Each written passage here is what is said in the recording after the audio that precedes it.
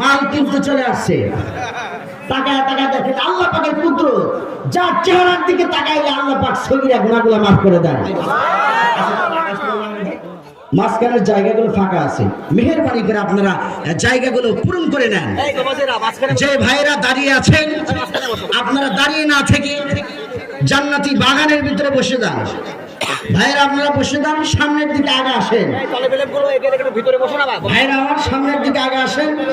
কুষ্টিয়াবাসী আপনারা সামনের দিকে আগা, এটা জান্নাতি বাগান, এখানে পরিবেশ বিঘ্ন করানো যাবে না। সামনের দিকে আগাইতে থাকেন, আমি বক্তব্য শেষ করে দেব। ভাইরা আমার সামনের দিকে একটু আগা।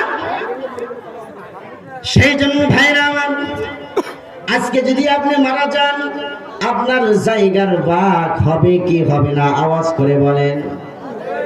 আপনার জায়গার ভাগ হবে, আপনার জমিনের ভাগ হবে, আপনার সম্পদের ভাগ হবে, আপনার গাড়ির ভাগ হবে, আপনার বাড়ির ভাগ হবে।